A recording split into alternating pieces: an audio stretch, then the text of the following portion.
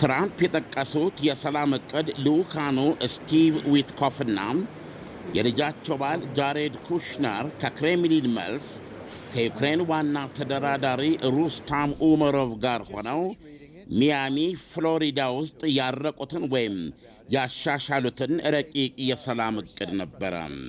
ትራምፕ ትችታቸውን በመቀጠል ሲናገሩም ያረቀውን ወይም የተሻሻለውን ረቂቅ የሰላም ዕቅድ ሕዝባቸው የዩክሬን ሕዝብ ማለታቸው ነው ያፈቅረዋል።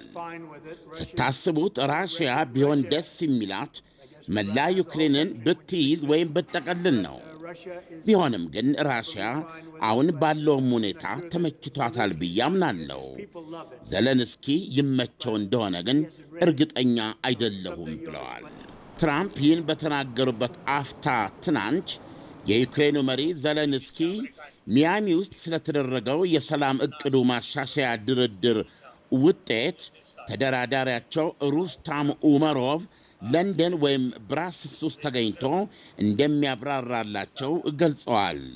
ዘለንስኪ በስልክም ሆነ በሌላ መንገድ ስለ ረቂቅ የሰላም ዕቅዱ በፍጥነት ከመረዳት ይልቅ ዋና ተደራዳሪያቸው ለንደን ወይም ብራስልስ ጠብቆ እንዲያብራራላቸው አስፈላጊ የሆነው አንዳንድ ጉዳዮች በአካል ፊት ለፊት ተገናኝተው ብቻ የሚወሩ ስለሆነ ነው ብለዋል። ዘለንስኪ ከዚህም በቀር ከአሜሪካ አደራዳሪዎች ዊትኮፍና ጃሬድ ኩሽነር ጋር በረቂቁ ጭብጥ ላይ ያተኮሩ ረዥም የስልክ ውይይቶችን ማድረጋቸውንና ገንቢ ግን ቀላል አልነበሩም ሲሉ ገልጸዋቸዋል። ፕሬዚደንቱ በዛሬው ዕለት ወደ ለንደን የሚበሩ ሲሆን እዚያም በእንግሊዝ ዳውን ስትሪት 10 ከእንግሊዝ ጠቅላይ ሚኒስትር ኬር ስታርመር ከፈረንሳዩ ፕሬዚደንት ኢማኑኤል ማክሮንና ከጀርመኑ ቻንስለር ፍሬዴሪክ ሜርዝ ጋር ተገናኝተው ይመክራሉ። እንግሊዝ፣ ፈረንሳይና ጀርመን በሰሜን አትላንቲክ የጦር ቃል ኪዳን ድርጅት ውስጥ ከአሜሪካ በስተቀር ተከታታይ ግዙፍ ወታደራዊ በጀት ያላቸው አውሮፓውያን አገራት ናቸው። የእንግሊዝ ቤተ መንግሥት ዳውኒንግ ስትሪት እንደገለጸው አውራዎቹ ከዩክሬኑ ዘለንስኪ ጋር የሚያደርጉት ስብሰባም በመካሄድ ላይ ባሉት ድርድሮችና በሚወሰደው ቀጣይ እርምጃዎች ላይ ያተኩራል።